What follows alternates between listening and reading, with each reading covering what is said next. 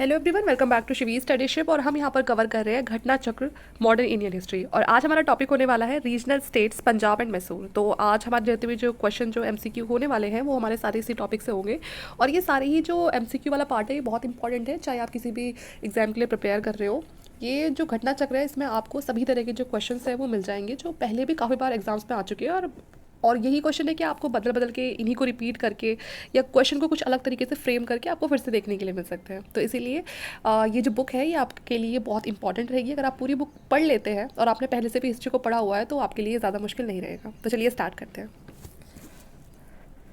तो यहाँ हमारा फर्स्ट एमसीक्यू, और इससे पहले मैं आपको बता देती हूँ कि इससे पहले ऑलरेडी जो 2 वीडियोस है वो अपलोड हो चुकी है, जिसमें हमने 2 अलग जो टॉपिक थे इससे पहले के वो कवर कर लिए हैं। तो आप चाहे तो उनको भी देख सकते हैं, आपको नीचे जो प्लेलिस्ट का लिंक है वो मिल जाएगा। और हमारा फर्स्ट एमसीक्यू है यहाँ पर, the kingdom of Ranjit Singh included. कि जो रंजीत सिंह थे, ठीक है, ये इनके पूछा गया है कि इनके किंगडम में यहाँ पर कौन सा एरिया इंक्लूड होता है, दिल्ली, काबुल, मकरन या फिर श्रीनगर।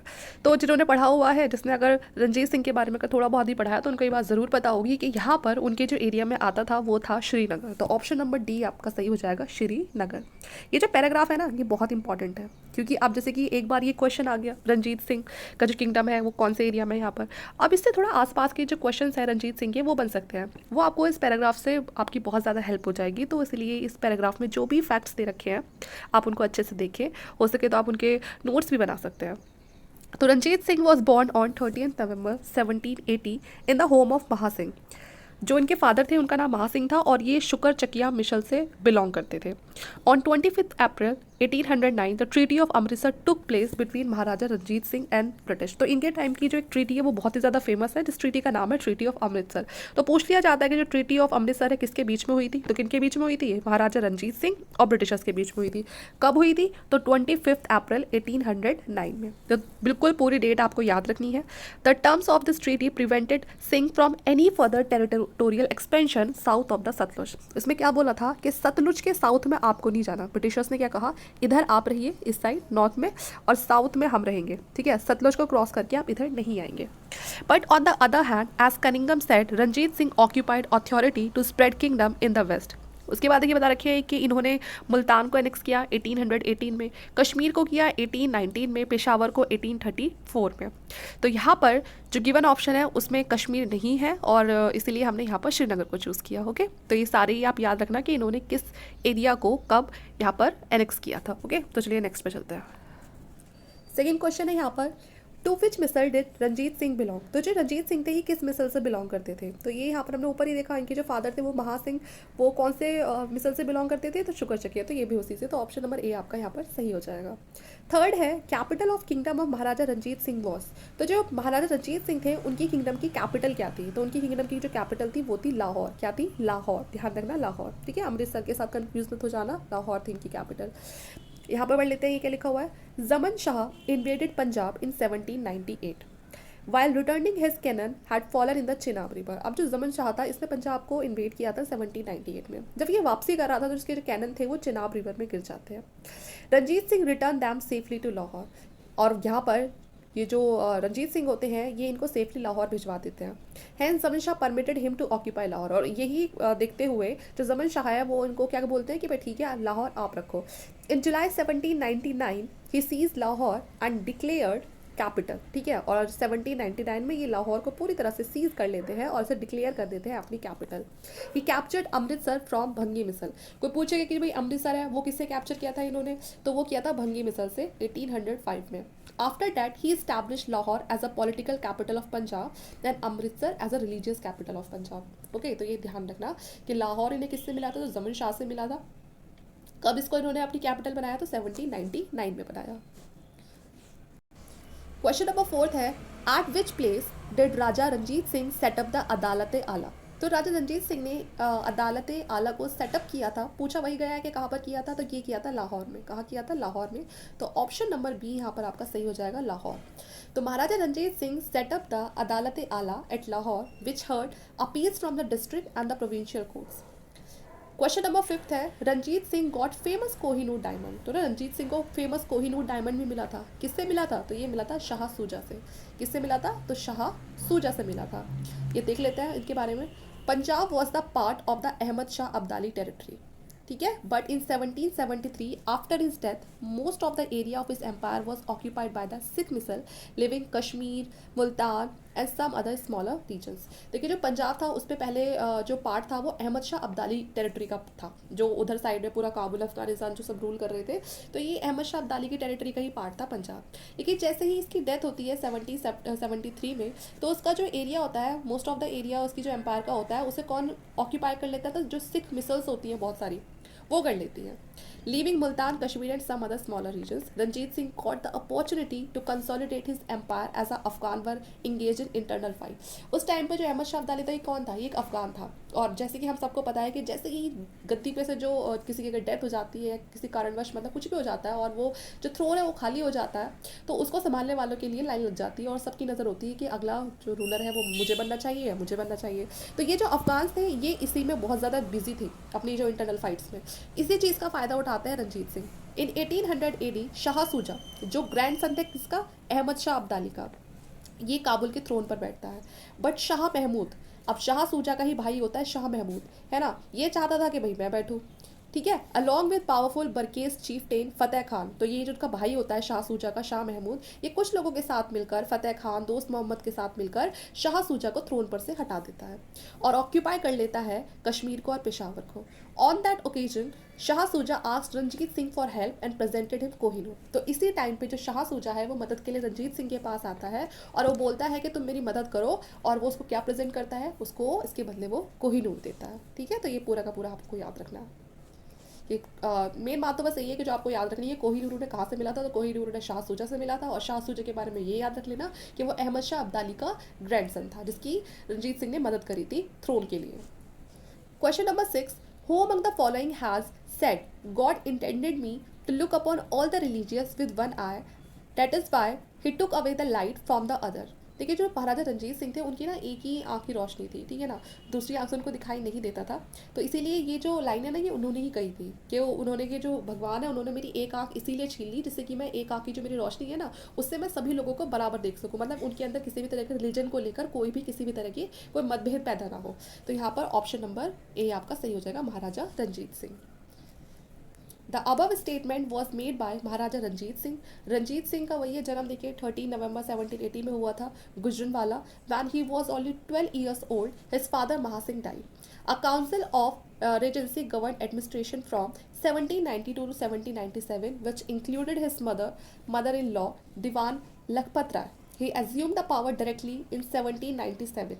रंजीत सिंह एनेक्स लाहौर, जैसे कि अभी देखा था कब किया था, तो 1799 में इन्होंने लाहौर को एनेक्स कर लिया था और तभी इन्होंने लाहौर को क्या कर दिया था? डिक्लेयर कर दिया था अपनी कैपिटल। अमृतसर को इन्होंने 1805 में किया था एनेक्स, और किससे किया था? ये कैप्चर किया था इन्होंने जो भंगी मिसल है उससे, और इसे अपनी रिलीजियस कैपिटल बना दिया था। उसके बाद जो फरीदकोट है, मलेर है, कोटला है, अम्बाला है, इसको 1808 में इन्होंने एनेक्स कर लिया था। तो ये सारा ही आप याद रखना, ये 2-3 इंपॉर्टेंट याद रख लेना, और बाकी एक डेट ध्यान रखना कि जो बाकी जो बचे हुए हैं वो सारे हम 1808 में किया था। The successor of Maharaja Ranjit Singh was, तो सक्सेसर कौन थे महाराजा रंजीत सिंह के? तो ये थे Kharak Singh. Option number B आपका सही हो जाएगा, Kharak Singh. Kharak Singh ascended the throne after the death of Ranjit Singh in 1839। लेकिन ये बहुत ज़्यादा शौकीन थे किसके? ओपियम के, नशा करते थे। A period of turbulence and anarchy inseparable from the series of disputed succession started. Two faction, Dogra brothers, Dhyan Singh and Gulab Singh, and Suchet Singh, Sardhwana Sardar, चेत Singh, Attar Singh, Lehna Singh and nephew Ajit Singh emerge for succession and created chaos in Punjab. तो अब देखो जो successor था वो तो सही निकला नहीं, है ना, उसके तो अलग ही शौक थे। तो बाद में जो ये जितने भी लोगों के मैंने आपको नाम बताए सबके नाम ध्यान रखने की ज़रूरत नहीं है, बस ध्यान रखना कि ये सब कहाँ से बिलोंग करते थे। तो महाराजा रंजीत सिंह के बाद जो सक्सेसर है उनकी लड़ाइयों में जो फंसे थे वो यही सारे लोग थे। तो यहाँ पर इनके बीच में हो जाती है लड़ाई अगले सक्सेसर को लेके। Question number 8, who was the last king of Sikh empire. तो सिख एम्पायर के लास्ट किंग कौन थे? तो ये थे दिलीप सिंह। कौन थे? Dilip Singh. Option number D आपका सही हो जाएगा, दिलीप सिंह। तो Maharaja Dilip Singh was the last king of Sikh empire. He reign from 1843 to 1849। तो ध्यान रखना लास्ट किंग कौन थे? दिलीप सिंह। और जो महाराजा रंजीत सिंह थे उनके सक्सेसर कौन थे? तो खड़क सिंह। ठीक है, आगे चलते हैं। Which one of the following statement is correct about Dilip Singh the x Maharaja of Punjab. तो इनमें से कौन सी स्टेटमेंट सही है अगर हम देखते हैं दलीप सिंह के बारे में। तो यहाँ पर देखिए जो पहले स्टेटमेंट है वही आपकी सही है। इनकी जो डेथ है वो पेरिस में हुई थी, और कब हुई थी? तो 23 अक्टूबर 1893 में हुई थी। ठीक है, कहाँ पर डेथ हुई थी इनकी? तो पेरिस में हुई थी 1893 में। तो ऑप्शन नंबर ए यहाँ पर आपका करेक्ट हो जाएगा। Okay. Former King of Punjab Maharaja Dalip Singh died in Paris, France on 23rd October 1893. Remaining all statements are false. He accepted Christianity, visited Russia and was cremated in London. है ना? तो ठीक है, तो ये ध्यान रखना है कि इन्होंने क्रिश्चियनिटी को अडॉप्ट कर लिया था, उसके बाद ये रशिया गए थे, लेकिन रशिया में रहते थे, लेकिन डेथ कहाँ पर हुई थी, मतलब जो उनकी जो क्रिमेशन है वो कहाँ पर हुआ था? तो वो हुआ था लंदन में हुआ था। Okay. Who among the following was not a member of Board of Three to administer the state of Punjab after its annexation? पूछा गया है कि जब पंजाब को एनेक्स कर लिया गया था तो उसके एडमिनिस्ट्रेशन के लिए एक बोर्ड ऑफ थ्री, मतलब है ना, उसको अब कंट्रोल कौन करेगा, तो उसके लिए एक वो बनाया गया था, बोर्ड बनाया गया था। पूछा गया है कि इनमें से जो ऑप्शन दिए गए हैं इनमें से कौन उस बोर्ड का मेंबर नहीं था। 3 लोग थे, तो 3 में से एक कौन है इसमें से जो नहीं था उसका मेंबर, या जो भी है इसमें आपको बताना है, ठीक है, कौन उसका मेंबर नहीं था। तो यहाँ पर है, यहाँ जो उसके मेंबर नहीं थे वो है एक तो आपके एचएम एलियट और दूसरे हैं रॉबर्ट मॉन्टेगोमेरी। ठीक है, तो यहाँ पर आपका जो सही आंसर है वो ए और डी है। ठीक है, अब इसका नीचे वाला पार्ट पढ़ते हैं। ये lord Dalhousie appointed a set of triumvirs board of three to manage affairs in Punjab after it annexation. ठीक है, तो पंजाब को एनेक्स करने के बाद भी अब आगे के वहाँ के जो अफेयर्स है कौन संभालेगा? ऐसे कोई ना थी, इजीली इनको सब कुछ मिल जाता था। तो यहाँ पर Henry Lawrence was named as president. तो प्रेसिडेंट बनाया उस बोर्ड का किसको बनाया? हेनरी लॉरेंस को। उसके बाद दूसरे कौन थे? John Lawrence. और थर्ड थे Charles Grenville. Including as a member of the council H M. Elliot और रॉबर्ट जो मॉन्टेगोमेरी थे were not concern with this council. तो ध्यान रखना 3 मेंबर कौन थे वो पंजाब के एनेक्सेशन के बाद? वो बोर्ड ऑफ 3 थे, हेनरी लॉरेंस जो कि प्रेसिडेंट भी थे साथ में, और साथ में जॉन लॉरेंस, और यहाँ थर्ड है चार्ल्स ग्रेनवेली। ओके, नेक्स्ट क्वेश्चन पे चलते हैं। Question number 11, who immersed victorious in the first Anglo Mysore war. तो पहली बात तो है कि फर्स्ट एंग्लो मैसूर वॉर कब हुई थी? तो कब हुई थी? 1766 से 69 में हुई थी, और ये याद रखना है आपको। और पूछा है कि इसमें कौन जीता था, तो ये इसमें जीता था हैदर अली। कौन जीता था? हैदर अली। ठीक है, जो मैसूर का रूलर था। ऑप्शन नंबर बी के साथ हम जाएंगे, Haidar Ali. First Anglo Mysore war कब हुई आपकी? 1767 टू 69, और ये किसके बीच में हुई? तो ब्रिटिशर्स के बीच में और हैदर अली के बीच में। और हैदर अली बहुत ही ब्रेवरी के साथ यहाँ पर लड़ा, और उसने मैंगलोर को भी कैप्चर कर लिया 1768 में, और उसके बाद वो मद्रास भी पहुँच गया 1769 में। और यहाँ पर जो इंग्लिश थे वो बहुत ज़्यादा यहाँ पर अपने आप को हेल्पलेस फील कर रहे थे, और इसी के चलते उन्होंने एक ट्रीटी ऑफ मद्रास साइन करी हैदर अली के साथ 1769 में। और ये सारी किसकी कंडीशन पे साइन की गई थी? तो हैदर अली की कंडीशन पे साइन की गई थी। ठीक है, आगे देखते हैं। Question number 12, who among the following establish a modern armoury in Dindigul Mysore in 1755। तो ये जो मॉडर्न आर्मरी थी डिंडीगुल मैसूर में किसने एस्टैब्लिश करी थी? 1755 में। तो ये भी किसने किया था? ये भी हैदर अली ने किया था। किसने किया था? हैदर अली ने। तो ऑप्शन नंबर बी आपका सही हो जाएगा, हैदर अली। इन 1742 मैसूर आर्मी अंडर वेंकटा राय लीडरशिप कॉन्क्वायर डिंडीगुल। ठीक है, अब इन्होंने कॉन्क्वायर कर लिया डिंडीगुल को, और 1755 में जो मैसूर किंग थे उन्होंने किसको भेजा? हैदर अली को भेजा डिंडीगुल कि वहाँ की सिचुएशन संभालो।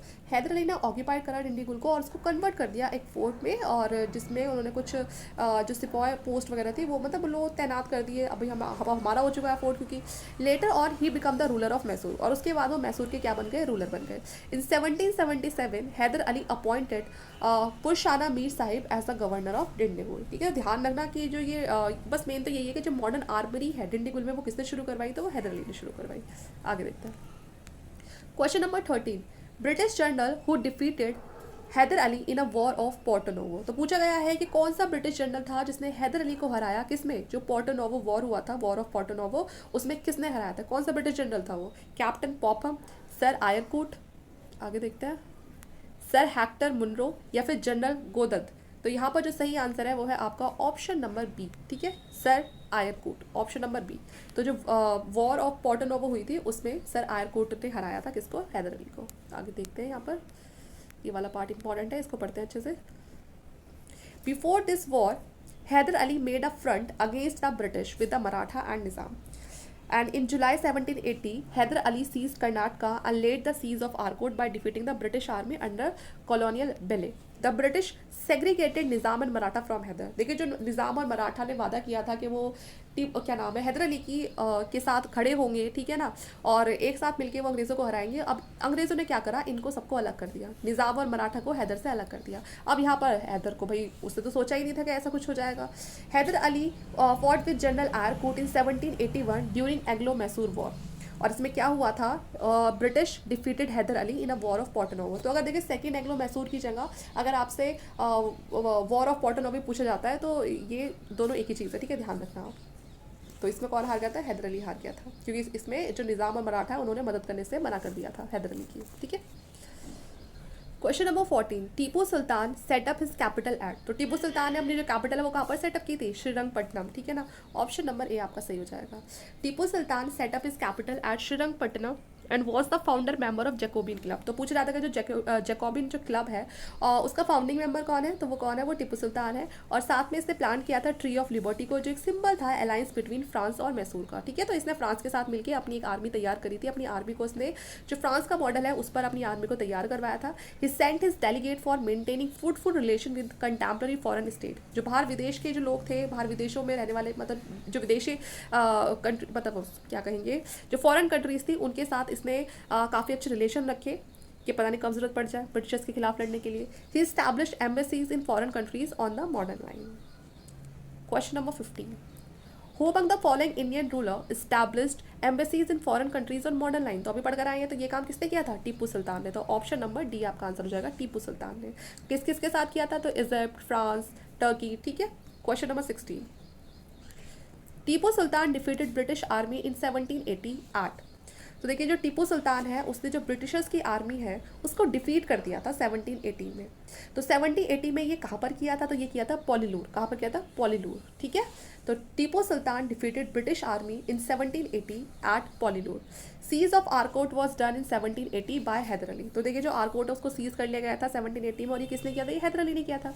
उसके बाद ब्रिटिश आर्मी ने जो जिसे लीड करे थे William Baillie was defeated at Pollilur and Hyder Ali was defeated at Porto Novo. तो सॉरी पोर्टोनोवो, पोलीलूर एंड श्रीलंगपुर। तो बाद में उस पर फिर दोबारा जब वॉर हुई तो फिर वहाँ पे टीपू सुल्तान ने वापस से अंग्रेज़ों को हरा दिया। आगे देखते हैं। Question number 17, Englishman made the treaty of Srirangapatnam with. तो इंग्लिश मैन ने बनाया था जो ट्रीटी ऑफ श्रीरंगपट्टनम वो किसके साथ किया था, तो ये किसके साथ किया था, ये तो सबको पता होगा। तो ये था टीपू सुल्तान के साथ, ठीक है। ब्रिटिशर्स ने जो ट्रीटी ऑफ श्रीरंगपट्टनम है वो किसके साथ किया था, तो वो किया था टीपू सुल्तान के साथ, क्योंकि टीपू सुल्तान की तो क्या थी, कैपिटल थी।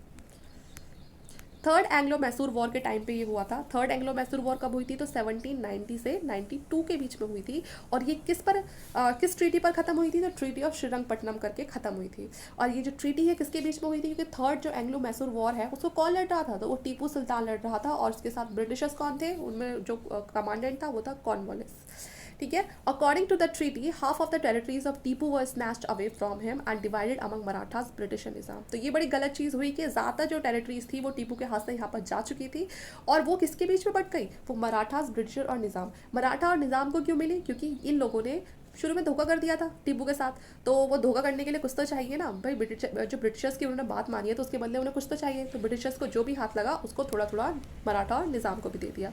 इसके बदले इसके साथ साथ Tipu had to pay ₹3 crore as a war indemnity. नुकसान जो भी हुआ उस वॉर में 3 करोड़ का अंग्रेज़ों का, वो भी टीपू को भरना पड़ा। और साथ में अपने जो 2 बेटे हैं, उसके जो 2 बेटे थे उनको जो ब्रिटिशर्स हैं उन्होंने हॉस्टेज बना के रखा कि जब तक भाई नहीं दोगे पैसा तो हम आपको जाने भी नहीं देंगे, ठीक है। तो ये ध्यान रखना कि थर्ड एंग्लो मैसूर वॉर कब हुआ था, तो थर्ड एंग्लो मैसूर वॉर आपका कब हुआ था, 1790 से 92 के बीच में हुआ था। और इस पर कौन लड़ रहा था, तो इसमें कॉर्नवालिस था। तो ये सारे जो फैक्ट्स है ना ये आपको रखने बहुत ज़रूरी है, क्योंकि पूछा जा सकता है कि भाई किसके बीच में हुआ, तो हम तो साफ साफ बोल देंगे ब्रिटिशर्स के बीच में हुआ और टीपू के बीच में हुआ। ये ब्रिटिशर्स को लीड कौन कर रहा था, तो वो ध्यान रखना, तो कॉर्नवालिस था। Question number 18, when did Tipu Sultan die at war with the British. तो टीपू सुल्तान की डेथ कब हुई थी, तो ये हुई थी ऑप्शन नंबर आपका बी 1799 में। कब हुई थी, 1799 में। जो फोर्थ और फाइनल वॉर हुई थी ब्रिटिशर्स के बीच में, ठीक है, और मैसूर के बीच में 1799 में। इससे क्या हुआ था, जो मैसूर की जो एक ग्लोरियस हिस्ट्री थी वो पूरी तरह से एंड हो गई थी। तो जो फोर्थ और फाइनल वॉर हुआ ब्रिटिशर्स के बीच में मैसूर के बीच में, वो 1799 में हो गया, और उससे जो मैसूर की जो हम बता रहे हैं जो हिस्ट्री थी वो पूरी तरह से एंड हो गई। यहाँ पे जो श्रीरंगपट्टनम है उसको कैप्चर कर लिया गया और टीपू को यहाँ पर मार दिया गया। और इसमें बताया गया है कि जो वेलेस्ली और जो स्टुअर्ट है वो इस फोर्थ जो ये एंग्लो मैसूर वॉर हो रही थी इसको लीड कर रहे थे। Wellesley was raised to the title of marquess for the victory of Mysore by lord society of Ireland. British restored control of Mysore to the Wodeyars, और यहाँ पर ब्रिटिशर्स ने जो रीस्टोर किया मैसूर को, उसमें उन्होंने वापस से जो वॉडियार्स है उनको बैठा दिया और एनेक्स कर लिया केनारा को, कोयम्बटूर को, श्रीरंगपट्टनम को। ये नाम के लिए वॉडियार्स चलाएंगे, वरना सब कुछ तो किसके कंट्रोल में, ब्रिटिशर्स के कंट्रोल में। जो उनके इशारे पर नाचेगा उसको ये वहाँ पर नाम के लिए बैठा देंगे। तो ऐसी वाली बात थी बस, ठीक है। यहाँ पर पूछा गया है कि करेक्टली कौन सा मैच है। First Anglo Mysore war, Haidar Ali was defeated, नहीं। फर्स्ट एंग्लो मैसूर वॉर में तो क्या हुआ था, हैदर अली जीत गया था, ब्रिटिशर्स हार गए थे, तो गलत हो जाएगी। Second Anglo Mysore war, Haidar Ali defeated the Britishers, तो यहाँ पर ये गलत है क्योंकि इसमें तो क्या हुआ था, हैदर अली हार गया था, ठीक है। थर्ड है, थर्ड एंग्लो मैसूर वॉर में क्या हुआ था, Tipu Sultan won the battle and did not cede his territory to Britishers, तो ये भी गलत है आपकी, ठीक है, क्योंकि ऐसा कुछ भी नहीं हुआ था। फोर्थ एंग्लो मैसूर, क्योंकि इसमें तो ये हार गया था। और फोर्थ एंग्लो मैसूर वॉर में क्या हुआ था, Tipu was defeated and was killed in a thick of battle, ये सही है क्योंकि जो टीपू सुल्तान है वो फोर्थ बैटल में न केवल हारा था बल्कि उसको मार भी दिया था। तो ऑप्शन नंबर डी आपका सही हो जाएगा, बाकी ये स्टेटमेंट आपकी सारी गलत। First Anglo Mysore war was held in 1767 to 1769, ये पहली है। और इसमें क्या हुआ था, एंड हुआ था जब ट्रीटी ऑफ मद्रास हुई थी। तो ये ध्यान रखना ट्रीटी ऑफ मद्रास कब हुई थी, तो ट्रीटी ऑफ मद्रास हुई थी आपकी 4 अप्रैल 1769 में। और इस टाइम पे जो ये रूलर था, मतलब जो गवर्नर था, ब्रिटिश गवर्नर था, वो कौन था इस टाइम पे, ब्रिटिश गवर्नर। तो ब्रिटिश गवर्नर था, यहाँ पे आपके सामने नाम है वेलरेस, ठीक है ना, इसे आप जैसे मर्जी बोलना चाहो। उसके बाद है सेकंड एंग्लो मैसूर वॉर, ये कब हुई थी 1780 से 84 के बीच में। और ये कौन सी ट्रीटी पे एंड हुआ था, तो ट्रीटी ऑफ मैंगलोर। और इस टाइम पे जो वॉरेन हेस्टिंग था वो ब्रिटिश गवर्नर जनरल था, कौन था, वॉरेन हेस्टिंग था, ठीक है, सेकंड के टाइम पे। फिर थर्ड है, third Anglo Mysore war was occurred in 1792 under the command of Lord Cornwallis. Third Anglo Mysore war के टाइम पे कौन था कमांड, जो कमांड करता था, लॉर्ड कॉर्नवालिस। और ये किस ट्रीटी पर एंड हुई थी, treaty of Srirangapatna. Tipu requested support from Turkey, कुश्तूनिया and France, but his effort was worthless. तो यहाँ पर किसी ने भी जो टीपू है उसकी मदद नहीं करी। ध्यान रखना यहाँ पर कौन था, तो लॉर्ड कॉर्नवालिस था। और सेकंड वॉर के टाइम पे कौन था, तो सेकंड वॉर के टाइम पे था वॉरेन हेस्टिंग, कौन था, वॉरेन हेस्टिंग। ये सारी चीज़ें ना आपको कहीं एक जगह लिख लेनी चाहिए, जिससे कि जब आप इसे वापस से पढ़ने बैठो ना तो हम ये छोटी छोटी चीज़ें ही भूल जाते हैं।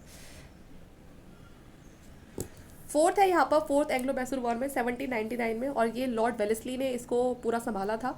कब हुई थी, 4 मई 1799। ब्रिटिश ने एनेक्स कर लिया था यहाँ पे श्रीरंगपट्टनम को, टीपू को यहाँ पर मार दिया गया था, और जो फैमिली मेम्बर्स थे टीपू के उनको वेल्लोर में यहाँ पर इम्प्रिजन कर लिया था। आगे देखते हैं, which one of the following is not correctly match, इनमें से कौन सा सही से मैच नहीं है। ये फर्स्ट बैटल ऑफ कर्नाटका कब हुई थी, ये कार्नेटिक का ही पूछ रहे हैं, कर्नाटका में कंफ्यूजन हो जाना कि हमने तो कोई पढ़ा ही नहीं है कर्नाटका, और तो ये कार्नेटिक ही है इसका मतलब। तो 1746 से 48 तो बिल्कुल सही है। उसके बाद है यहाँ पर सेकंड बैटल ऑफ कर्नाटका 1750 से 52 में हुआ था, बिल्कुल भी नहीं। ये कब हुआ था, 49 से, अगले साल फिर से शुरू हो गई थी, तो ये गलत हो जाता है हमारा। और थर्ड बैटल ऑफ कर्नाटका 58 से 63, तो ये सही है। थर्ड बैटल ऑफ पानीपत, तो ये भी सही है 1761, तो बी वाली स्टेटमेंट आपकी गलत है। जो सेकंड बैटल हुई थी वो हुई थी 1749 से 54, किसके बीच में हुई थी, various Indian claimants to power in southern India, each supported by French और ब्रिटिशर्स। देखिए लड़ाई तो किसी और की थी, लेकिन इसका जो फायदा था वो कौन उठा रहे थे, फ्रेंच और ब्रिटिशर्स, कि हम आपकी तरफ से लड़ेंगे और हम आपकी तरफ से लड़ेंगे, ठीक है। और दुश्मनी इनकी भी चल रही थी, ब्रिटिश और जो फ्रेंच है इनकी भी, लेकिन ये किसी भी रूलर के साथ मिलकर जो पहले से दुश्मन है आपस में, कि हम इनकी तरफ से लड़ते हैं और हम इनकी तरफ से लड़ते हैं। The first battle of Karnataka was a direct conflict between two European power. Rest of the option are correctly matched. Question number 21. ये लिस्ट 1 और लिस्ट 2 है, ये आपको बताना है इसमें से कौन सा सही है और कौन सा आपका मतलब नहीं, इसमें करना करेक्ट आंसर बताना, ठीक है, करेक्ट आपको जो है वो सही से चूज करना है। सबसे पहले यहाँ पर देखिए, ट्रीटी ऑफ सालबाई कब होती है, ट्रीटी ऑफ सालबाई होती है आपकी 1782 में। कब होती है, सॉरी एक सेकेंड, हाँ 1782 में, ठीक है। ट्रीटी ऑफ इलाहाबाद हमने बहुत बार पढ़ी 1765 में, इसे ले आओ नीचे उतार के। ट्रीटी ऑफ मैंगलोर, तो ये बिल्कुल सही तरीके से मैच है सामने ही। और ट्रीटी ऑफ मद्रास तो 1769 में। तो यहाँ पर जो हमारा सही ऑप्शन हो जाएगा इसका 4 है, 4 के बाद फिर ये का है 4 2, तो ये हो जाएगा हमारा सी ऑप्शन, ठीक है। नहीं ये भी यहाँ पर 2 है। उसके बाद है लास्ट हमारा ये है, एक सेकेंड ज़रा, 4 2 1, हाँ तो ये हो जाएगा सी ऑप्शन, ओके। आगे चलते हैं, तो देख लो आप एक बार। Question number 22, Begum Samru constructed most eminent church at, तो बेगम समरू ने एक बहुत बड़ा अच्छा सा चर्च बनवाया था, पूछा गया कहाँ बनवाया, तो ये बनवाया था सरधना, ठीक है, ऑप्शन नंबर सी सरधना में बनवाया था। तो बेगम समरू ने ये चर्च बनवाया था, सरधना कहाँ है आपका, मेरठ। और European Walter Joseph Reinhardt celebrate was the husband of Begum Samru, तो ये जो बड़ा सा नाम है ना, ये हस्बैंड थे बेगम समरू के, और इन्होंने मिलिट्री सर्विसेज ऑफर करी थी काफ़ी सारे स्टेट्स में। तो जो बेगम समरू है वो एम्प्रेस बन गई थी सरधना की अपनी हस्बैंड की डेथ के बाद। Question number 23, which one of the statement is not correct, पूछा गया इनमें से कौन सी जो स्टेटमेंट है वो सही नहीं है। Ali Mardan Khan introduce the system of revenue farming in Bengal, तो ये तो बिल्कुल गलत है।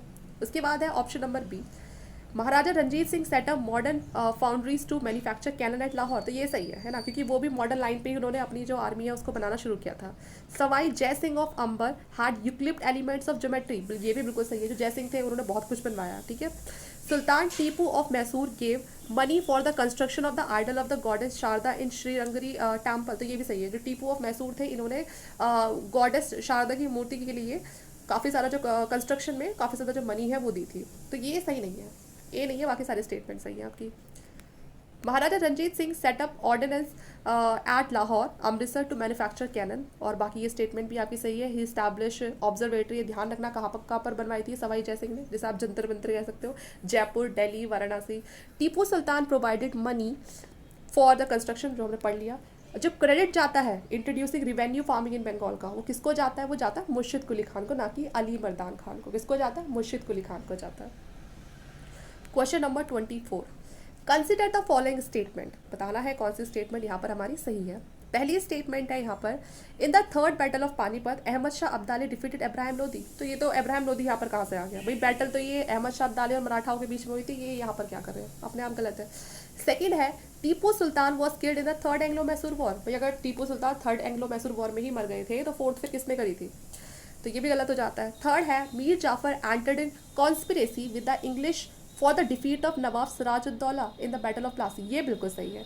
जो बैटल ऑफ प्लासी हुई थी वो किसके बीच में हुई थी, तो सिराज है उसके और ब्रिटिशर्स के बीच में हुई थी। और यहाँ पर जो मीर जाफर थे वो बस नाम के लिए इनके साथ थे, लेकिन उन्होंने हाथ किससे मिला रखे थे, तो ब्रिटिशर्स से मिला रखे थे। तो ये स्टेटमेंट आपकी सही है, बाकी दो स्टेटमेंट गलत है, तो ऑप्शन नंबर बी आपका सही हो जाएगा।